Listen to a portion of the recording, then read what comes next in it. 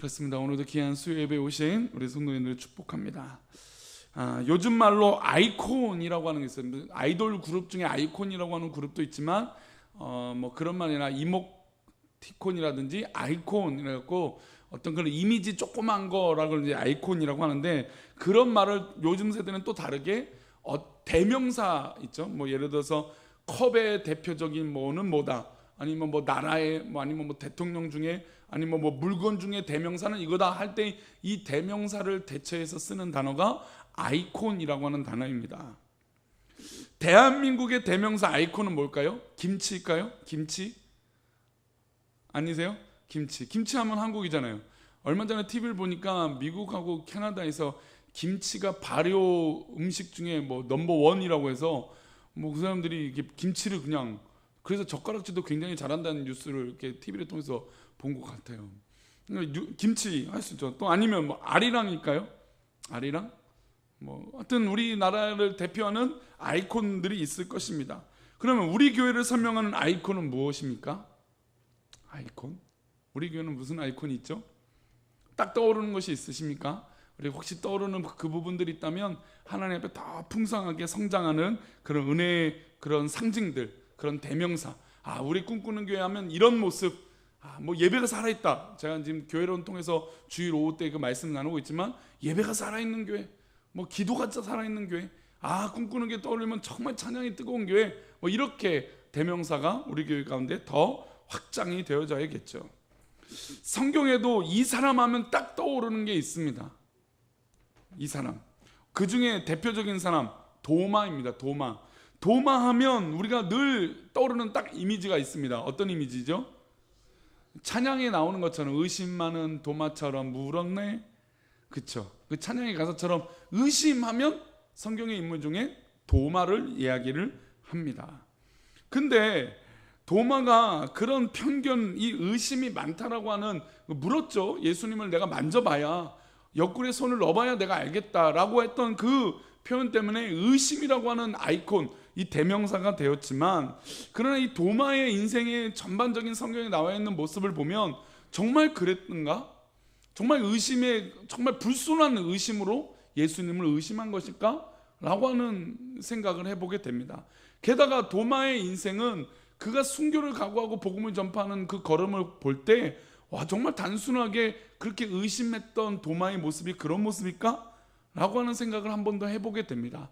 그래서 오늘 하고 한 두 번 더 이 도마에 대해서 말씀을 나누게 되는데, 이 도마가 과연 어떤 하나님 앞에 쓰임을 받고 또 어떤 신앙의 준비의 모습과 또 예수님과 이 공생활을 하면서 제자 가운데 어떤 모습을 갖고 있었는지 한번 돌이켜보자 합니다. 도마라고 하는 이름이 성경에는 많이 등장할까요? 많이 등장하지 않을까요? 당연히 많이 등장하지 않겠죠. 근데 마태복음, 마가복음, 누가복음, 사도행전에 등장, 요한복음 빼고 마태, 마가, 누가, 사도행전에 이 등장하는데 딱 한 번씩 등장합니다. 그 말씀이 이제 마태복음 10장 3절, 마가복음 3장 18절 한번 볼까요? 10장 3절, 3장 마가복음 3장 18절인데요. 한번 읽어보겠습니다. 빌립과 바돌로메, 도마와 세리마테, 알포의 아들 야고보와 다데오. 여기 도마 나오죠. 18절입니다. 읽어볼까요? 볼까요? 또 안드레와 빌립과 바돌로메와 마테와 도마와 알포의 아들 야고보와 및 다데오와 가나나인 시몬이며 있죠. 여기 이제 도마라고 하는 이름이 딱 등장합니다. 그리고 또 누가복음 사도행전에 등장한다 했죠. 읽어보겠습니다. 누가복음 6장 15절, 사도행전 1장 13절입니다. 읽어보겠습니다. 마테와 도마와 알페의 아들 야고보와 셀롯이라는 시몬과 또 들어가 그들이 유하는 다락방으로 올라가니 베드로, 요한, 야고보, 안드레와 빌립, 도마와 바돌로메, 마테와 및 알페오의 아들 야고보, 셀롯인 시몬, 야고보의 아들 유다가 다 거기 있어. 그러니까 지금 마테, 마가, 그 다음에 누가, 사도행전은 그러니까 이 도마라고 하는 이름이 그냥 제자 중 한 사람처럼 다른 이름이 전혀 안 나와요. 도마 행적에 대해서 이 마테, 마가, 누가, 사도행전에서는 전혀 등장하지 않아요. 그런데 이 도마의 이름이 자주 등장하는 게 바로 요한복음입니다.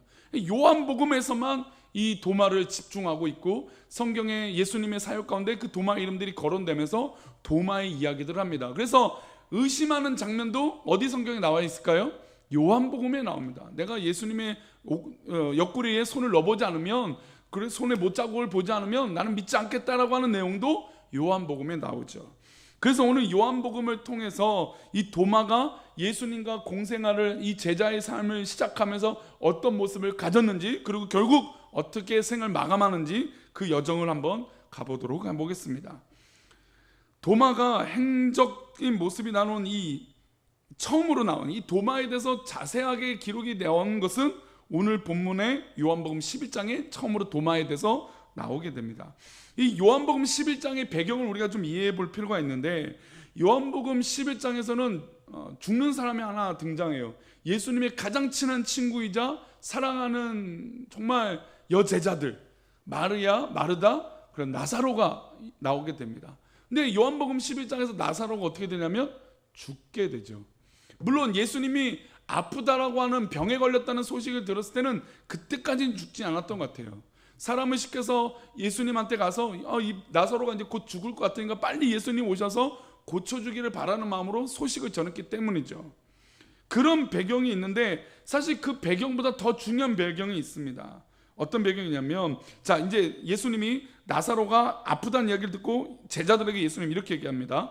요한복음 11장 7절인데요. 읽어보겠습니다. 그 후에 제자들에게 이르시되 유대로 다시 가자 하시니, 지금 예수님이 다른 곳에 가신 거예요. 그러니까 이 베단이라고 하는 이 나사로가 살고 있는 집은 예루살렘 성에서 가장 핵심 지역 바로 근처에 있는 집이에요. 그러니까 유대로 간다는 건 지금 예수님이 다른 지역 가서 복음을 전파하다가 다시 어디로 가시겠다는 것일까요? 예루살렘에 가겠다는 것입니다. 그럼 예루살렘은 어떤 사람들이 가장 많냐면 유대인들, 제사장들, 서기관들, 바리새인들, 뭐 너무 많죠. 왜냐하면 가장 핵심인 성읍이 예루살렘이기 때문이에요. 이 예수님이 자, 예루살렘을 우리 다시 가자라고 했습니다. 왜 다시 가시기로 했습니까? 나사로의 소식을 들었잖아요. 나사로가 아프다, 죽을 병에 걸렸다는 얘기를 듣고 다시 가자 했습니다. 그런데 이 이야기를 예수님이 제자들에게 하시자, 야, 우리 유대로 가자라고 하시자 제자들이 말립니다. 왜 말리냐? 지금 가면 안 됩니다. 왜 가면 안 되냐면, 우리 8절에 그렇게 내용이 나와 있어요. 우리 8절 보겠습니다. 제자들이 말하되 라삐여, 방금도 유대인들이 돌로 치려 하였는데 또 그리로 가시려 하나이까. 이게 무슨 얘기냐면, 얼마 전에도 이 예루살렘에서 복음을 전파하다가 예수님께서 사역을 하시다가 유대인 사람들이 돌로 던져갖고 우리를 죽이려고 하지 않았습니까? 근데 얼마 전에 그 일이 일어났는데 또 지금 예루살렘 가면 우리가 또 어떻게 되겠습니까? 돌로 맞아 죽지 않겠습니까? 그러니까 지금 나사로가 아무리 위급하지만 지금 가면 안 됩니다 라고 제자들이 예수님을 말리고 있는 것입니다. 예수님이 아무리 나사로를 사랑하시고 마르다, 마리아를 사랑한다 해도 지금은 죽는 상황, 우리들이 죽는 상황이니까 도무지 지금은 갈 수 없는 상태라고, 쉬운 상황이 아니라고 지금 제자들이 건의를 예수님께 하고 있는 것입니다. 그래서 예수님이 제자들에게 위험한 상황 가운데 나사로를 위해 가야 된다라고 설명을 하십니다. 그러니까 나사로가 진짜 가까운 사이잖아요. 그래서 내가 지금 위협이 있고 돌 맞을 수 있는 그런 위협이 있지만 내가 꼭 가야겠다라고 하는 내용이 9절 10절인데요. 우리 9절 말씀 먼저 읽어봅니다. 시작. 예수께서 대답하시되 낮이 12시간이 아니냐, 사람이 낮에 다니면 이 세상의 빛을 보므로 실족하지 아니하고. 이 얘기는 지금 제자들이 예루살렘에 가면 돌 맞아 죽으니까 가지 말라고 하는데, 예수님은 나는 스스로 빛이니까 빛이 밝은 곳에 가면 어두움이 나를 공격하지 못하게 될 것이다, 돌을 던져봤자 아무 소용없다라고 하는 얘기를 하시게 됩니다. 그리고 10절에서 또 이어서 이렇게 얘기하시죠. 10절입니다. 밤에 다니면 빛이 그 사람 안에 없는 거로 실족하느니라. 그래서 어두울 때 밤에 가면 안 된다라고 얘기하는데, 사실 이 얘기가 낮의 이야기와 밤의 이야기일까요? 밤에 가면 우리가 돌 맞아 죽기 쉽고 이제 낮에 가야 된다. 그러니까 즉 지금 떠나면 밤에 도착하니까 밤에 가면 돌 맞아 죽는다, 그러니까 안 된다. 지금 가면 낮에 가야 된다. 뭐 이렇게 지금 낮과 밤을 설명하는 내용일까요? 그렇지 않은 것이죠. 예수님 스스로 빛이시기 때문에 예수님이 가시는 길, 즉 십자가를 지시기 전까지는 죽을 일이 있습니까? 없습니까? 없으세요. 예수님이 아무리 해도 십자가의 그 앞에 가시기 전까지는 죽을 일이 없다는 것이죠. 왜냐하면 그 사명을 감당하시기 때문이죠. 게다가 예수님은 그 자체가 빛이시라는 것입니다. 내가 빛인데 아무리 어두운 곳에 있을지라도 그들이 나를 공격할 수 없다라고 얘기하는데, 자, 이야기는 우리가 이해하니까 이해하기 쉽지만 제자들이 이야기를 지금 예수님께 들었을 때 이해했을까요? 못했을까요? 이해가 안 되는 거예요. 아니 뭐 빛이고 어둠이고 돌 맞아 죽겠는데 지금 어디 갑니까? 라고 얘기를 하신 것입니다. 그래서 예수님이 이렇게 얘기했는데 못 알아들은 이 제자들에게 그 의도로 이렇게 얘기하십니다. 아, 못 알아들었구나. 그래서 추가 설명을 11절에 합니다. 11절 말씀 읽어보겠습니다. 이 말씀을 하신 후에 또 이르시되 우리 친구 나사로가 잠들었도다. 그러나 내가 깨우러 가노라. 분명히 제자들도 나사로가 좀 위급한 병에 걸렸다는 얘기를 다 알고 있었습니다. 근데 예수님께서 표현하시기로 잠들었다. 그런데 이제 내가 깨우러 가야 된다. 근데 이 잠든 것도 실제로 잠든 것일까요? 죽은 것이죠. 이제 곧 죽은 걸 예수님이 알고 계세요. 근데 이걸 비유로 말한다는 것이죠. 근데 이 비유로 말하는데 제자들이 계속해서 못 알아듣습니다. 오히려 제자들에게 가장 중요한 관점은 친구 나사로라고 하는 관점이에요. 아니 아무리 친구지만 지금 위급한 상황에 왜 가냐 이것이죠. 그래서 우리들이 생각할 때는 비교하는 생각들은 그렇게 생각이 들어요. 우리가 좀 비교의식을 좀 떨쳐버릴 필요가 있는데, 아이고 누구는 잘하고 누구는 못하고 뭐 누구는 있고 누구는 없고 이런 비교의식이 왜 없어져야 하냐면 지금 이 제자들 입장에선 친구 나사로가 못마땅할까요? 마땅할까요? 못마땅한 거예요. 아무리 친구이고 아무리 좋은 관계이지만 지금 우리들이 얼마 전에도 돌 맞아 죽을 뻔했는데 또 지금 가면 우리 다 죽는데 지금 친구 나사로가 중요합니까? 아니 제자들은 지금 2년 넘게 지금 예수님을 따라서 생활하고 있는데 아니 왜 자기들은 지켜주지 않고 지금 친구 나사로 때문에 우리 목숨을 담보해서 가냐 이거죠. 그래서 비교하는 거죠. 아니 아무리 친한 친구지만 우리 입장도 생각해 줘야 되는 거 아닙니까? 근데 가끔 신앙생활 할 때도 이런 생각이 들 때가 있다라는 거죠. 아니 왜 뭐 목사님은 아니 뭐 누구 성도님은 아이고 누구만 그렇게 생각을 해. 그런 표현이 딱 이런 표현을 볼 땐 그렇게 납득이 돼요. 그 표현만 보면 보통 이제 표현되는 액면이라고 하죠. 보여지는 딱 그 모습만 보면 그럴 수도 있어요. 그러나 예수님의 의도는 전혀 그런 의도가 아니었습니다. 죽었는데 그걸 비유로 얘기한 것이죠. 어떻게 보면 우리가 믿음의 생활하면서 하나님의 뜻을 잘 분별하지 못할 때가 있다는 것입니다. 우리 수요예배에 오신 분들은 하나님의 뜻, 우리 주님의 말씀을 잘 분별하는 지혜로운 백성들 되시기를 축복합니다. 왜냐하면 9절, 10절과 11절에도 마찬가지지만 예수님이 명확하게 딱 이것은 이거다라고 말씀하지 않으셨어요. 마치 좀 비유로 좀 약간 그 해석을 해야 되는 그런 것으로 했어요.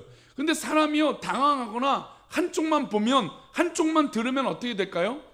조금만 생각하면 이해가 되는데 조금만 관찰해 보면 아 맞다라고 할 수 있는데 사람이 흥분하거나 한쪽만 보게 되면 전혀 그것을 귀담아 듣지 못한다라는 것이죠. 지금 예수님이 나는 빛이다. 내가 빛이니까 어떻게 죽겠냐 이 얘기를 하시는데 그 얘기를 못 알아듣고 있고 지금 나사로가 잠들었다는 건 죽었다는 얘기인데 이 제자들은 해석을 잘못하고 있었다는 것입니다. 왜 해석을 잘못하고 있었을까요? 이게 예수님의 관점으로 해석한 것이 아니라 누구의 관점으로만 해석하고 있습니까? 내 관점으로만 해석을 하는 것이죠. 우리가 성경을 볼 때도 하나님의 말씀을 하나님 말씀 입장에서 해석하면 이게 은혜가 돼요. 그런데 내 입장으로만 생각하면 어느 날은 은혜가 돼요. 근데 어느 날은 은혜가 안 돼요. 왜냐하면 내 기준이거든요. 나에게 맞을 때는 아 맞아 이러다가 나한테 안 맞으면 아유 저런 얘기를 왜 하시나, 왜 말씀 가운데 이렇게 적용이 될까? 이렇게 된다는 것이죠. 그러나 하나님의 말씀은 우리에게 때로는 어려울 수도 있고 때로는 정말 신묘한 말씀일 때도 있고 때로는 너무나 어려운 말씀이 있지만 그 말씀을 내 입장으로 해석하는 것이 아니라 하나님 말씀으로 해석하고 하나님의 뜻으로 받들으면 귀한 말씀이 누구의 말씀 될까요? 내 말씀 되게 될 줄 믿습니다. 우리 사랑하는 성도님들, 특별히 수요예배 오시는 성도님들은 하나님 말씀이 내 말씀 되시기를 축복합니다. 돌에 맞아 죽을 수도 있어요. 맞아요. 친구인 나사로의 아픔을 가만히 지켜볼 수 없다는 거 이해도 됩니다. 그런데 예수님이 잠들어 있다니까 더더욱 이해가 안 되죠. 깨우러 가면 무슨 언젠가 깨겠죠. 잠들어 있으면 무슨 30시간, 40시간, 50시간 자겠습니까? 사람이 8시간 9시간 자면 일어나겠죠. 아무리 많이 자도. 뭐 피곤하면 12시간 아니면 정말 24시간 자겠습니까? 그렇게 자더라도 깨어날 것입니다. 예수님이 아무리 나사로를 향한 크신 사랑을 표현한 것이라도 이 제자들은 이해할 수 없었습니다. 그래서 제자들이 이렇게 예수님께 반문하죠. 잠들었다고 하시는 예수님 말을 듣고 제자들이 이렇게 반문합니다. 12절 말씀인데요, 읽어보겠습니다. 시작. 제자들이 이르되 주여 잠들었으면 낫겠나이다 하더라. 그러니까 별병이 아니면 곧 나을 거니까 왜 굳이 지금 어려움을 무릅쓰고 갑니까? 아무리 예수님 사랑하지만 너무 편애하는 거 아닙니까? 나사로만 사랑하는 거 아닙니까? 우리 입장도 있는데 이 얘기를 지금 하고 있는 것이죠.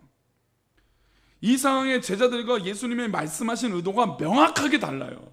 제자들의 입장과 예수님의 말씀하신 의도가 완전히 달라요. 때로는 우리가 사람이 말하는 의도를 정말 고민해 볼 필요가 있어요. 정말 그런가? 그러나 이 의도가 그대로만 받아들이면 뭐 때로는 기분 좋을 수도 있고 기분 나쁠 수도 있는데 의도가 불순하면 괜히 더 기분 나빠요. 그렇죠? 분명히 똑같은 말인데 의도가 불순한 거예요. 그러면 굉장히 기분이 더 나쁘더라고요. 사람 말이라는 게 그래요. 입장의 차이가 그렇게 있기 때문이죠. 근데 지금 그 입장의 차이가 제자들과 지금 예수님 사이에 벌어지고 있습니다. 그래서 이 생각의 차이를 사도였던 사도 요한이, 이 요한복음을 사도 요한이 기록했잖아요. 이 사도 요한이 이 상황을 생각의 차이로 설명을 합니다. 설명을 해요. 그러니까 부연 설명을 이 사도 요한이 뒤돌아 보니까 이 성경에 기록할 때 이때 하신 예수님의 말씀이 이 의도였구나라고 해서 주석을 스스로 달아놓습니다. 사도 요한이 그렇게 기록해놔요. 그게 13절 말씀입니다. 우리 13절 말씀 읽어보겠습니다. 시작.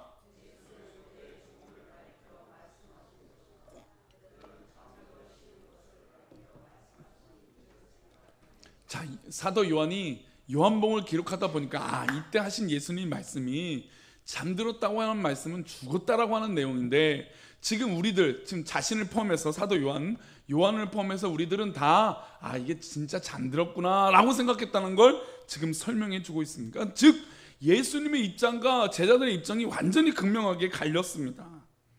그래서 이렇게 도무지 이해를 하지 못하는 제자들에게 답답하신지 직접 예수님이 설명을 하십니다. 그 설명이 14절이에요. 우리 14절 말씀 읽어보겠습니다. 시작. 이에 예수께서 밝히 이르시되 나사로가 죽었느니라.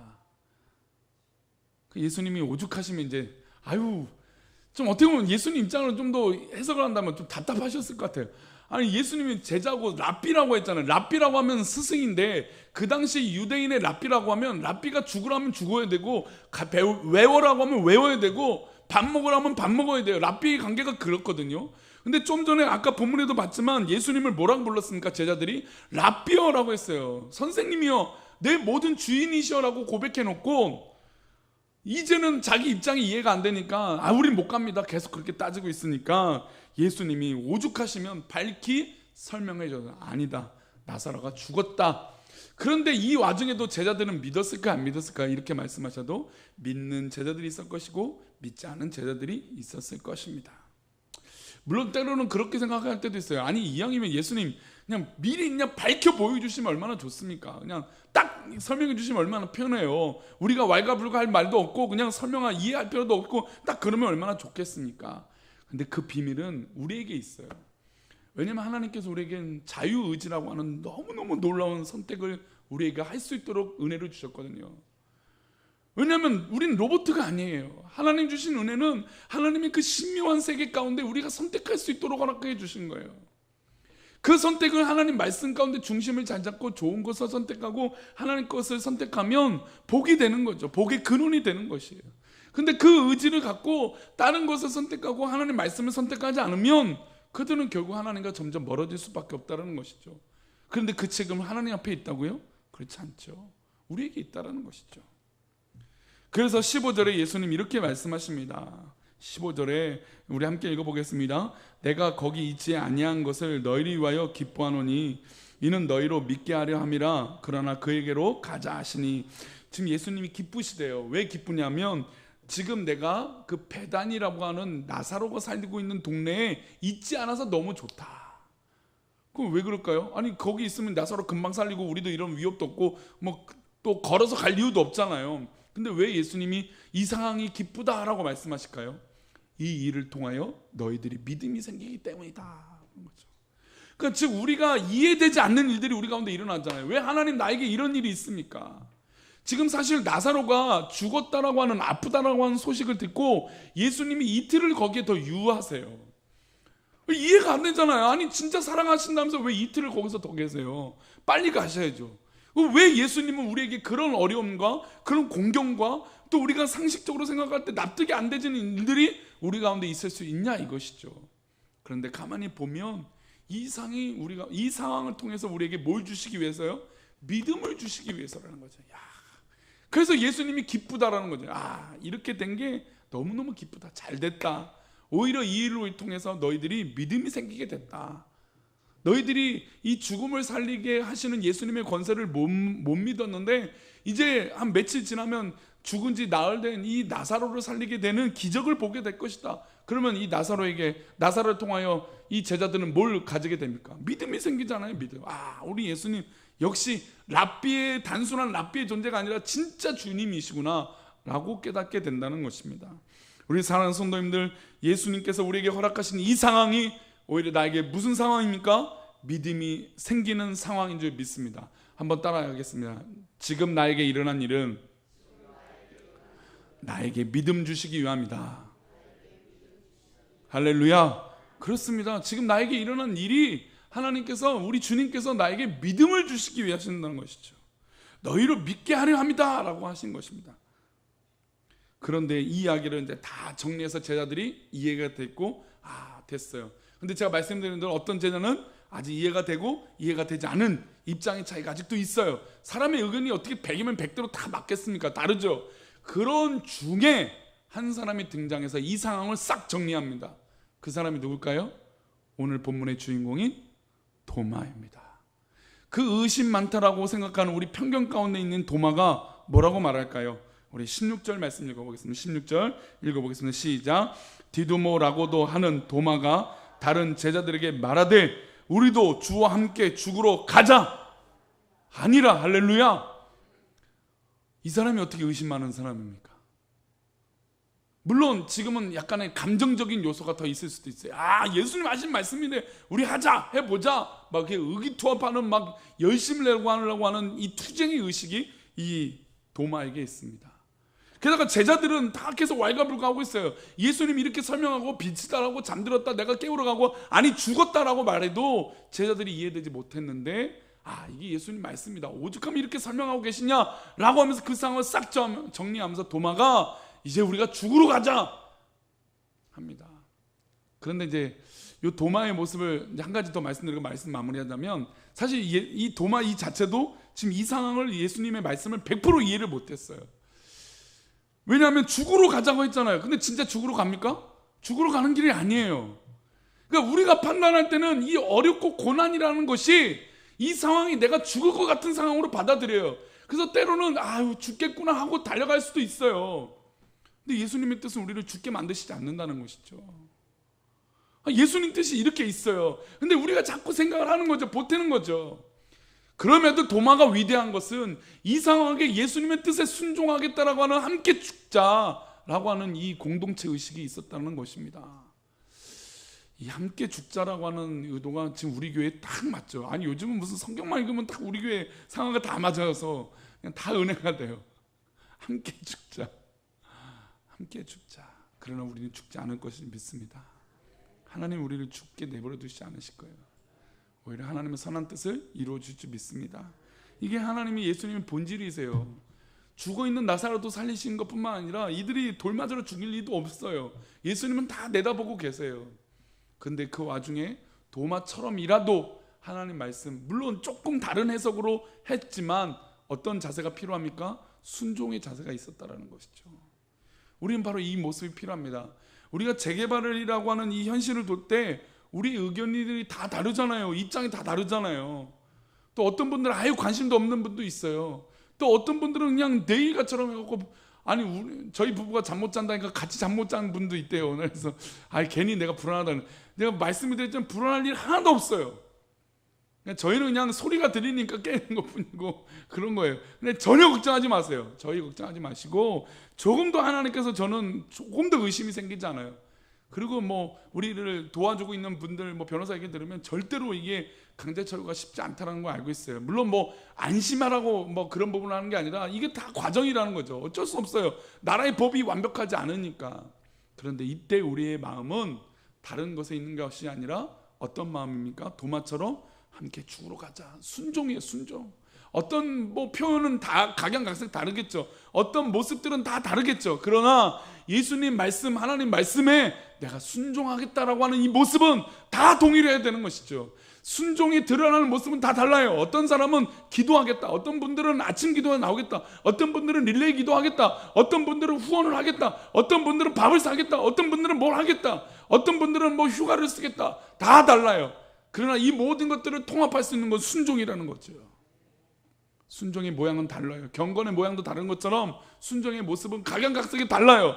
그러나 하나님 이름 앞에 순종할 때 하나님의 역사가 이루어지는 줄 믿습니다. 왜냐하면 결국 나사로가 살아나고 결국 제자들도 돌맞지 않았기 때문인 것이죠. 우리 사랑하는 성도님들, 특별히 우리 수요일에 오신 성도님들, 우리가 어떤 말을 하든지 어떤 상황이 있든지 주님이 하시고자 하는 길에 주님과 함께하는 귀한 믿음이 있기를 축복합니다. 그리고 지금 상황이 어떤 상황이라고요? 아이고 기쁘다, 아이고 좋은 상황이다, 우리에게 믿음 주시려고 하는 상황이구나 라고 한다면 오히려 정말로 더 큰 믿음이 우리 가운데 있게 될 줄 믿습니다. 기도하겠습니다. 하나님,